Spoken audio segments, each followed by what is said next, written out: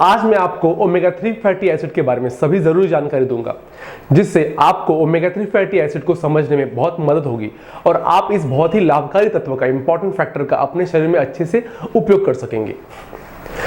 इस वीडियो में आपको यह जानकारी दी जाएगी कि क्यों ओमेगा 3 फैटी एसिड अपने बॉडी के लिए इतने इंपॉर्टेंट है, ओमेगा 3 फैटी एसिड को कैसे हम आसानी से भोजन से यानी अपने डेली फूड इनटेक से प्राप्त कर सकते हैं, omega 3 fatty acid body building में कितना असरदार है ये भी हम देखेंगे, इसकी कितनी मात्रा हमें रोज लेनी चाहिए यानी इसकी डेली रिक्वायरमेंट क्या होनी चाहिए ये भी देखेंगे। ओमेगा 3 फैटी एसिड के ओवरडोज से क्या कुछ नुकसान हो सकते हैं, कॉम्प्लिकेशन हो सकते हैं, इस बारे में हम लोग कुछ बात करेंगे। और हाँ, साथ में हम इस वीडियो में फिश ऑयल और कॉड लिवर ऑयल पर भी बात करेंगे, जो मार्केट में रेडी टू यूज सप्लीमेंट के रूप में आजकल मिलता है।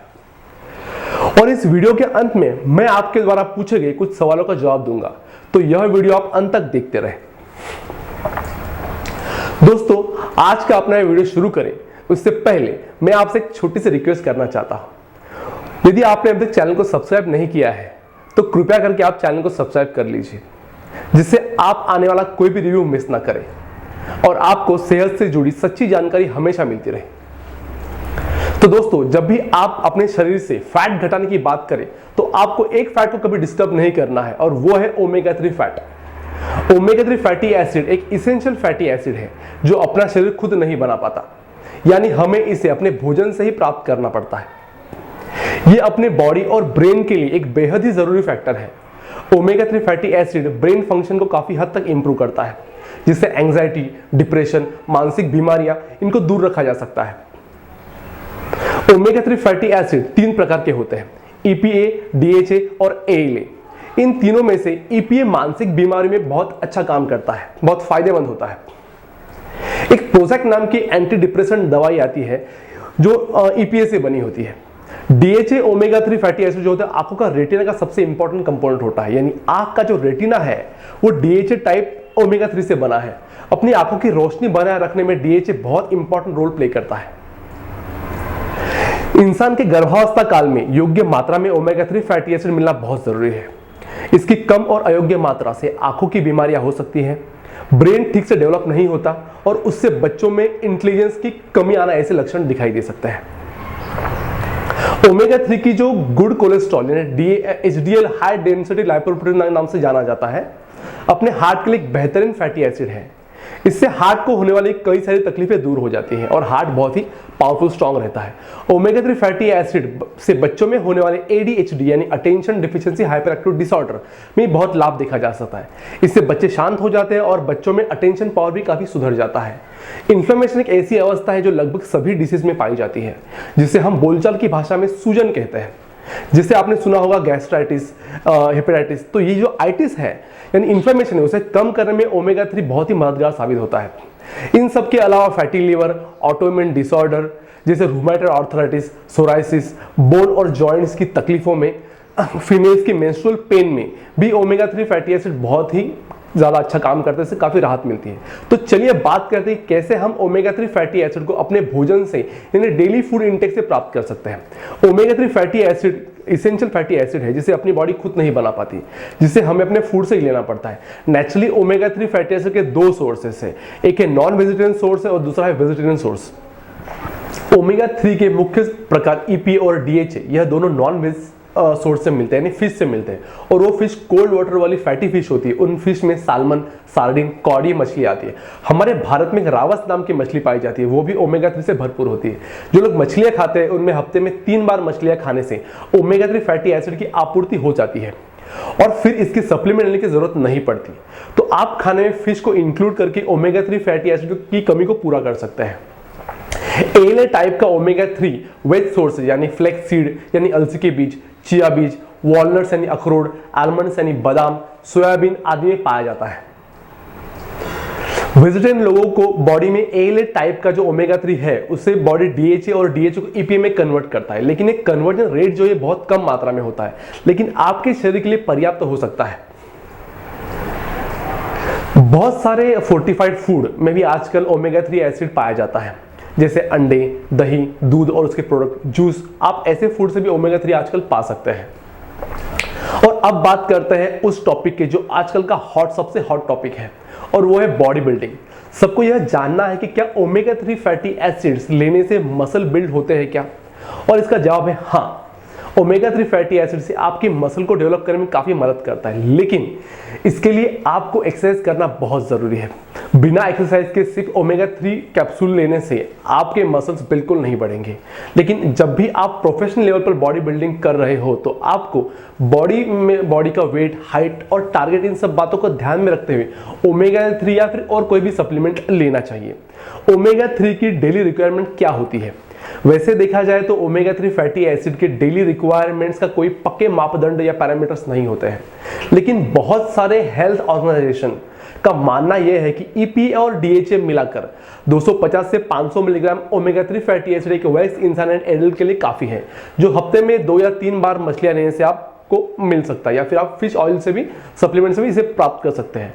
बहुत ज्यादा फिजिकल एक्सरसाइज या काम करने वाले लोग इसकी ज्यादा मात्रा भी ले सकते हैं। क्या ओमेगा 3 फैटी एसिड सप्लीमेंट की ओवरडोज से कुछ नुकसान हो सकता है? ओमेगा 3 फैटी एसिड के ओवरडोज वैसे तो काफी कम पाए जाते हैं, लेकिन दिन में 3 ग्राम से ज्यादा सप्लीमेंट के रूप में बहुत दिनों तक लेना आपको नुकसान पहुंचा सकता है। इससे आपके इम्यून सिस्टम का इंबैलेंस हो सकता है और आपको ब्लीडिंग जैसी तकलीफें हो सकती हैं। ओमेगा 3 के छोटे छोटे डोज लेने से कुछ मामूली तकलीफें हो सकती है, जैसे मुंह से फिश ऑयल की स्मेल आना, मुंह का स्वाद खराब हो जाना, सीने में जलन, पेट का फूलना, उल्टियां होना, पतले दस्त होना या फिर सिर में दर्द होना। तो अब बात करते हैं सप्लीमेंट्स की, यानी फिश ऑयल और कॉड लिवर ऑयल की, जो मार्केट में रेडी टू यूज फॉर्म में मिलते हैं। तो पहले जानते हैं कि इन दोनों में डिफरेंस क्या है। फिश ऑयल जो है टूना, सार्डिन, कॉड जैसे मछलियों के फ्लेश से यानी पूरी बॉडी से एक्सट्रैक्ट किया जाता है, लेकिन इस ऑयल में विटामिन ए और डी मौजूद नहीं होता। कॉड लिवर ऑयल जो है कॉड मछली के लीवर से एक्सट्रैक्ट किया जाता है, जिसमें EPA और DHA के साथ साथ विटामिन ए और विटामिन डी भी मौजूद होता है। वैसे देखा जाए तो कॉड लिवर ऑयल में EPA और DHA की मात्रा फिश ऑयल से कम होती है। सप्लीमेंट किसे यूज करने चाहिए? आपकी बॉडी में यदि कैल्शियम की डिफिशियंसी यानी कमी नजर आ रही है, आप बहुत ज्यादा फिजिकल एक्सरसाइज कर रहे हैं और आपके रूटीन डाइट से आपको ओमेगा 3 फैटी एसिड नहीं मिल पा रहे हैं, आपकी बॉडी में HDL और LDL ट्राइग्लिसराइड का रेशियो सही नहीं है, तो आप फिश ऑयल या कॉड लिवर ऑयल ले सकते हैं। तो ये थी ओमेगा 3 फैटी एसिड की जानकारी। अब आते हैं आपके सवालों की तरफ। तो चलिए देखते हैं अपना पहला सवाल क्या है, और वो ये है, क्या खाने के तुरंत बाद फिश ऑयल की कैप्सूल लेना सही है? हाँ, आप खाने के तुरंत बाद फिश ऑयल या कॉड लिवर ऑयल के सप्लीमेंट्स ले सकते हैं। इनफैक्ट खाने के तुरंत बाद फिश ऑयल का कैप्सूल लेने से आपको फिश ऑयल की स्मेल की डकारें नहीं आएगी, इससे आपका पेट फूला फूला नहीं लगेगा। क्या फिश ऑयल खाना और फिश ऑयल के सप्लीमेंट के कैप्सूल खाना एक जैसा है? क्यों ना हम फिश ऑयल के सप्लीमेंट के बदले फिश ही खाएं? हाँ, फिश खाना और फिश का ऑयल खाना लगभग एक जैसा ही है। यदि आप जो मछली खा रहे हैं उसमें ओमेगा 3 फैटी एसिड मौजूद है, याद रखिए सभी मछलियों में ओमेगा 3 फैटी एसिड की बहुत बड़ी मात्रा मौजूद नहीं होती, इसलिए आपको ऐसी फिश चुनना है जिससे ये मात्रा पर्याप्त हो। जो लोग शाकाहारी होते हैं, मछली नहीं खाते या फिर फिश ऑयल के सप्लीमेंट नहीं ले सकते हैं, उन्हें क्या करना चाहिए जिससे उनकी बॉडी में ओमेगा 3 फैटी एसिड की कमी नजर ना हो? जो लोग शाकाहारी और फिश नहीं खाते या फिर फिश या कॉड लिवर ऑयल नहीं ले सकते, वो अपने खाने में अलसी बीज के लड्डू या फिर किसी भी फॉर्म में अलसी के बीज ले सकते हैं, आप ले सकते हैं। खाने में सोयाबीन, अखरोट हमेशा रखें। जैसा मैं आपसे वीडियो में पहले कहा था कि आपकी बॉडी ALA को DHA और EPA में कन्वर्ट कर सकता है, इसलिए आप उन चीज़ों को हमेशा अपने फूड में रखें जिससे आप ओमेगा 3 मिल सके। क्या फ्लेक्सीड ऑयल बॉडी को ओमेगा 3 फैटी एसिड प्रोवाइड करने में फिश ऑयल से बेहतर है? नहीं, फ्लेक्सीड ऑयल में ALA ओमेगा 3 होता है जो EPA और DHA से कम प्रभावी होता है। अपना शरीर ALA को डायरेक्ट यूज नहीं कर सकता, इसलिए फ्लैक्स सीड यानी अलसी के बीज मछली से मिलने वाले ओमेगा 3 की बराबरी नहीं कर सकते हैं, लेकिन शाकाहारी लोगों के लिए एक बेहतरीन सोर्स है। क्या अंडे में यानी एग में ओमेगा 3 फैटी एसिड होता है? अंडे में नेचुरली ओमेगा 3 फैटी एसिड नहीं होते या फिर बहुत ही कम मात्रा में होते हैं, लेकिन आजकल मुर्गियों को अलसी के बीज की खुराक खिलाकर वैसे अंडे ओमेगा 3 एनरिच एग्स के नाम से बेचे जाते हैं। ऐसे अंडों में सच में कितना ओमेगा 3 फैटी एसिड होता है, ये एक बहुत बड़ा सवाल है। क्या ओमेगा 3 फैटी एसिड से वजन बढ़ता है? ओमेगा 3 फैटी एसिड बहुत ज्यादा मात्रा में लेने से आपका वजन थोड़ा बहुत बढ़ सकता है, लेकिन वजन बढ़ाने के लिए ओमेगा 3 फैटी एसिड के सप्लीमेंट लेना बिल्कुल ही रिकमेंडेड नहीं है, क्योंकि इससे आपको स्ट्रोक का खतरा हो सकता है। ओमेगा 3 फैटी एसिड के सप्लीमेंट का उपयोग और दूसरे सप्लीमेंट जैसे मल्टीविटामिन के सप्लीमेंट के साथ क्या हम लोग कर सकते हैं? हाँ, आप फिश ऑयल और कॉड लिवर ऑयल का उपयोग दूसरे मल्टीविटामिन के साथ बिल्कुल ही कर सकते हैं, लेकिन आपको कॉड लिवर ऑयल लेते समय ध्यान में जरूर रखना होगा कि आप विटामिन ए का सप्लीमेंट बाहर से और ना लें, नहीं तो विटामिन ए का सप्लीमेंट का ओवरडोज हो जाएगा, जिससे आपको कुछ तकलीफें हो सकती हैं।